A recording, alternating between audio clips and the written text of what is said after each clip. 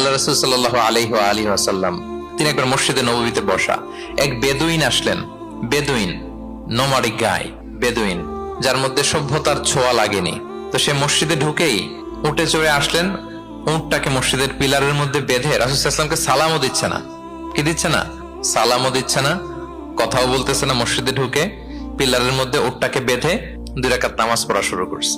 2 রাকাত নামাজের পরে দোয়া করতেছে। কি দোয়া জানেন? দোয়ায় বলতেছে আল্লাহুম্মা আরহামনি ওয়া মুহাম্মাদা ওয়া লা তারহাম মা'আনা আহাদা। মানে আল্লাহ তুমি শুধু আমাকে রহম করো আর মুহাম্মদ সাল্লাল্লাহু আলাইহি ওয়াসাল্লামকে রহম করো, আমাদের দুইজনের সাথে আর কাউরে তুমি রহম করো না। বেদুইন হলে যা হয়, তার যে এটিকেটস অফ দোয়া, দোয়ার যে আদব, অন্যের জন্য দোয়া করলে যে নিজের লাভ এটা ভুলে গেছে। আপনারা এটা জানেন তো যে অন্যের জন্য দোয়া করলে লাভ? জানেন আপনি যদি এক ভাইয়ের জন্য দোয়া করেন যে আল্লাহ সে অসুস্থ, তুমি তাকে সুস্থ করে দাও, ফেরেশতারা বলতে থাকে আল্লাহ যিনি এই দোয়াটা করলেন তার কোনো অসুস্থতা থাকলে আগে তুমি তাকে সুস্থ করে দাও। ধরেন যে আপনার এক ভাই দারিদ্রের কষাঘাতে জর্জরিত, টাকা পয়সা না, আপনি দোয়া করলেন যে আল্লাহ আমার ভাইটা আর্থিক সমস্যায় আছে, তার আর্থিক সমস্যা দূর করে দাও। ফেরেশতারা দোয়া করে আল্লাহ যিনি দোয়া করলো তার যদি আর্থিক সমস্যা থাকে তুমি আগে তার আর্থিক সমস্যা দূর করে দাও। সুবহানাল্লাহ, সুবহানাল্লাহ বিহামদি। তো এক লোক এই হাদিসের ফজিলত শুনে ইফতারির পূর্ব মুহূর্তে, যেহেতু দোয়া কবুল হয়, তার ওয়াইফ ইফতারি তৈরি করতেছে, এই হাদিসের ফজিলত শুনে এক লোক তার বন্ধুর জন্য দোয়া করতেছে যে আল্লাহ আমার বন্ধুটার তো এখনো বিয়ে হয় নাই, তুমি সুন্দরী রূপবতী একটা স্ত্রীর ব্যবস্থা করে দাও আল্লাহ আমার বন্ধুর। এই দোয়া শুনে তার স্ত্রী তো রেগে মেগে আগুন, সেই ইফতারি রেখে দিয়ে এসে বলে এই এত বড় সাহস, কি দোয়া করো এসব উল্টাপাল্টা। স্বামী বলে কি দোয়া উল্টাপাল্টা, কি দোয়া করলাম? আমি তোমার বন্ধুর জন্য দোয়া করছি যে আল্লাহ তারে তুমি রূপবতী সুন্দরী স্ত্রীর ব্যবস্থা করে দাও। তো ওয়াইফ বলে এই তুমি কি মনে করছো আমি হাদিসটা জানি না যে অন্যের জন্য ভালো কোনো দোয়া করলে আগে এটা নিজের জন্য কবুল হয়? সুবহানাল্লাহ। দেখেন ইসলামের বিধান কত সুন্দর। আপনি অন্যের কল্যাণ কামনা করলে এটা এই কল্যাণ ফিরে আপনার দিকে আসে আগে। সুবহানাল্লাহ।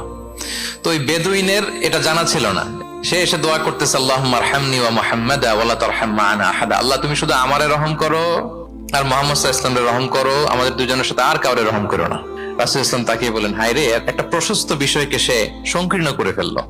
আফসোস করে বলতেছে, কারণ আল্লাহর দরবারে রহমের কি কোনো ঘাটতি আছে বলেন তো? আল্লাহর দরবারে রহমতের কোনো কমতি আছে? নাই। রাসূল সাল্লাল্লাহু আলাইহি ওয়াসাল্লাম সে তো সবাইকে ইনক্লুড করতে পারতো। আচ্ছা গেল, দোয়া শেষে এবার সে মসজিদে নববীর মাঝখানে বসে পেশাব করা আরম্ভ করছে। এবার তো সাহাবারা রেগে মেগে আগুন, কি এত বড় সাহস, মসজিদে নববীর মাঝখানে পেশাব, সবাই উদ্ধত হচ্ছে, তাকে মারতে যাবে। রাসূল ইসলাম সবাইকে সামলালেন, থামালেন, বললেন রাখো রাখো রাখো, ছাড়ো, আগে সারতে দাও। কারণ কেউ যখন ওয়াশরুম সারে মাঝখানে তাকে ডিস্টার্ব করা যায় না, এটা তার ক্ষতি হবে।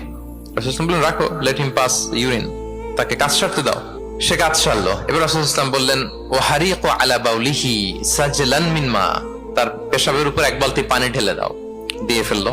এবার রাসূল সাল্লাল্লাহু আলাইহি ওয়াসাল্লাম বললেন ইন্নামা বুইসতুম মুয়াসসিরিন ওয়া লাম তুবআসু মুআসসিরিন। হে সাহাবারা মনে রাখো তোমরা সহজপন্থী হিসেবে প্রেরিত হয়েছে, তোমরা কট্টরপন্থী হয়ে পৃথিবীতে প্রেরিত হও নাই। সুবহানাল্লাহ। তাহলে যে কোনো জিনিসের সলিউশন আপনার সহজভাবে করতে হবে, এটাকে জটিল বানানো যাবে না। আমরা অনেক সময় জটিল থেকে জটিল করি। তখন এই বেদুইনকে রাসূল সাল্লাল্লাহু আলাইহি ওয়াসাল্লাম ডেকে বললেন আচ্ছা তুমি যে কাজটা করলে, মসজিদে নববীর মাঝখানে পেশাব করলে, এটা কি ঠিক হলো? তুমি কি জানো এটা আল্লাহর ঘর, এটা আমাদের মদিনার কমিউনিটির ইবাদতগাহ, এখানে আমরা আল্লাহর ইবাদত করি, আল্লাহর জিকির করি, আল্লাহর কিতাব তেলাওয়াত করি, এটা কি তোমার ঠিক হলো? এইভাবে যখন আদর দিয়ে পরম মমতায় তাকে বুঝিয়ে বলা হলো, সে লজ্জিত হয়ে মাথা নিচু করে ফেললো। সুবহানাল্লাহ। রাসূল সাল্লাল্লাহু আলাইহি ওয়াসাল্লামের কাছে ক্ষমা চাইল। তাহলে প্রিয় সুধী, আপনি কোমলতা ভালোবাসা দিয়ে যা জয় করতে পারবেন, কঠোরতা দিয়ে সেটা পারা যায় না, খেয়াল রাখবেন। ভালোবাসা দিয়ে যেভাবে আপনি মানুষের হৃদয় জয় করতে পারবেন, কঠোরতা দিয়ে পারবেন না। এজন্য ইসলাম ফ্লেক্সিবিলিটিতে বিশ্বাস করে। ফ্লেক্সিবিলিটি, লা ইউকাল্লিফুল্লাহু নাফসান ইল্লা উসআহা। আল্লাহ সাধ্যের বাইরে কাউকে কখনো কিছু চাপিয়ে দেয় না। এজন্য ইসলামকে সহজ করে উপস্থাপন করতে বলেছেন তিনি।